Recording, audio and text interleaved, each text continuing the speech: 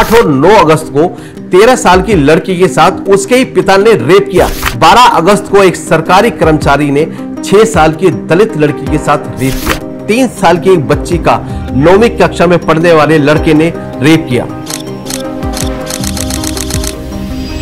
नमस्कार दोस्तों, चंद घंटों में मुख्यमंत्री बदल जाते हैं, सरकारें बदल जाती हैं, लेकिन महिलाओं की सुरक्षा के लिए कदम उठाने में देरी होती रहती है। सिर्फ महिलाओं के साथ रेप के मामलों में ही क्राइम केस इमीडिएटली रिपोर्ट दर्ज नहीं होता। सरकार और प्रशासन महिलाओं की सुरक्षा को लेकर क्यों गंभीर नहीं है? सरकार ने हमारे ऊपर नोटबंदी तो कुछ ही घंटों में थोप दी। 500,000 रुपए के करेंसी नोट कानूनन अमान्य होगी। सरकार बड़े बड़े कानून भी ले आई, तो फिर सरकार महिलाओं की सुरक्षा को नजरअंदाज क्यों कर रही है?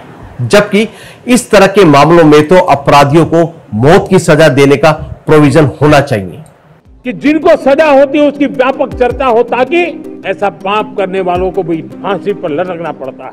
आज देश में छोटी बच्चियों से लेकर बुजुर्ग महिलाओं के साथ इसलिए यौन शोषण होता है क्योंकि मुजरिम के मन में कानून का कोई डर ही नहीं है। कोलकाता के आरजी अस्पताल में ट्रेनिंग डॉक्टर के साथ रेप और मर्डर का मामला अभी भी लोगों के जहन में ताजा है। This is not a rape of a doctor. It's a rape of a daughter. जब तक सीपीए लागू नहीं होगा तब तक हम नहीं हिलेंगे यहाँ से। अगर आज हम लोग अपने एक्स के लिए वॉइस नहीं उठाएंगे, कोई हमारी वॉइस नहीं उठाएगा।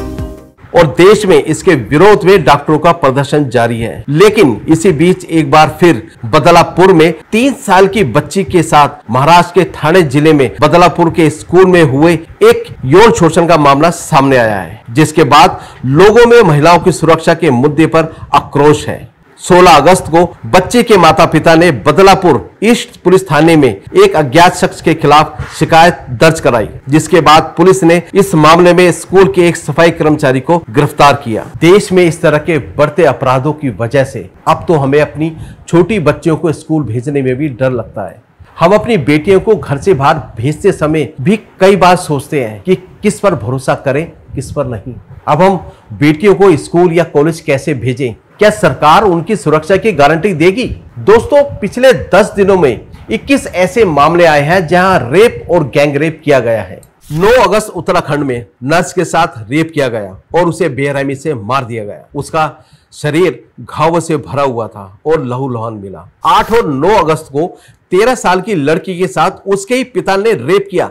इस घटना की रिपोर्ट 15 अगस्त को दर्ज करवाई गई। यह घटना अमेठी उत्तर प्रदेश की है। 12 अगस्त को एक सरकारी कर्मचारी ने 6 साल की दलित लड़की के साथ रेप किया और उसे किसी को ना बताने की धमकी भी दी गई। 12 अगस्त को उत्तराखंड में एक लड़की के साथ बस ड्राइवर और कंडक्टर और अन्य लोगों द्वारा 5 लोगों ने गैंग रेप किया। लड़की की उम्र 16 साल थी। 12 अगस्त को ही 14 साल की बच्ची को बिहार मुजफ्फरपुर में गैंग रेप का शिकार हुई। उस लड़की ने आरोपी से शादी करने से इनकार कर दिया था। 12 अगस्त पंजाब में एक व्यक्ति अपनी गर्लफ्रेंड को भगा ले गया। गुस्से में गर्लफ्रेंड के परिवार वालों ने उस व्यक्ति की बहन के साथ गैंग रेप किया। दोस्तों, संसद में राहुल गांधी जब ये बोल सकते हैं, आप मेरी जितनी मर्जी बेइज्जती कर लो मगर जाति जनगणना करवा कर रहेंगे। जितना मेरा आप लोग इंसल्ट करना चाहते हैं खुशी से करिए, जाति जनगणना को हम यहाँ पास करके दिखाएंगे। तो महिलाओं पे हो रहे इस घिनौने अत्याचार के खिलाफ क्यों नहीं बोलते? आखिर क्यों? 14 अगस्त को तंजावुर तमिलनाडु में 16 साल की बच्ची के साथ गैंग रेप किया गया। ऐसा करने वाले उसके ही दोस्त थे।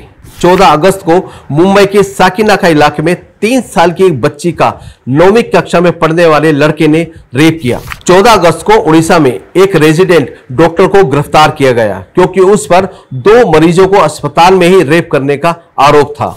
14 अगस्त को ही सिरोही से एक घटना सामने आई जहां 63 साल की विधवा महिला के साथ गैंग रेप किया गया। यह घटना आबू रोड के पास हुई। महिला के घर में लूटपाट भी की गई। 15 अगस्त को पश्चिम बंगाल सिलीगुड़ी में एक नाबालिग लड़की के साथ 3 युवकों ने रेप किया। आज कहां है हमारे देश के नेता जो अग्निवीर, वक्फ बोर्ड, धारा 370, राम मंदिर, जाति जनगणना, लड़की हूं लड़ सकती हूं, लड़की हूं लड़ सकती हूं, ये बोल सकते हैं पर आज देश को जरूरत है महिलाओं की सुरक्षा की, तो कोई नहीं भूलेगा। आखिर क्यों, पूछता है देश। दोस्तों, 16 अगस्त को बलिया में 11 साल की एक लड़की के साथ रेप किया गया।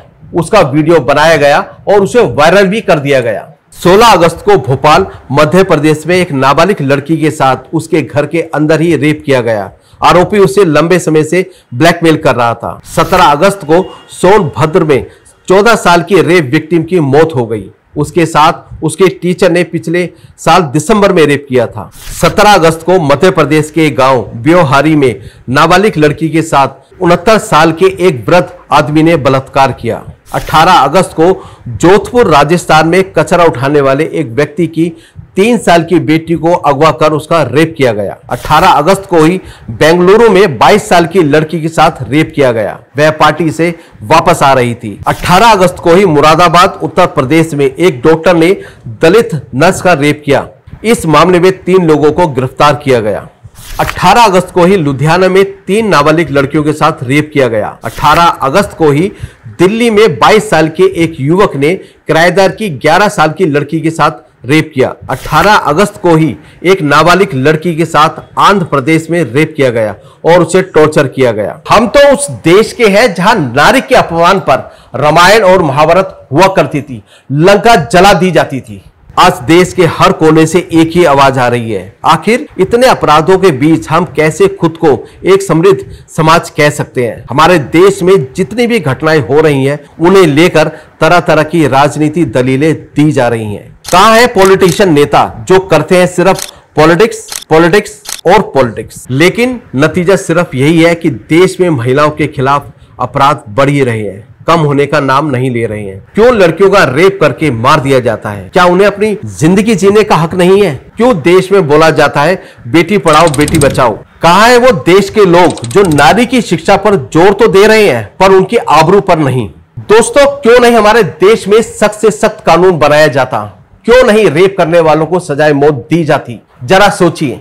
केडी सिंह और हमारी टीम हर लड़की के साथ है। शायद मेरी आवाज देश के नेताओं तक पहुंच जाए और देश की हर महिला सुरक्षित हो पाए। जय हिंद।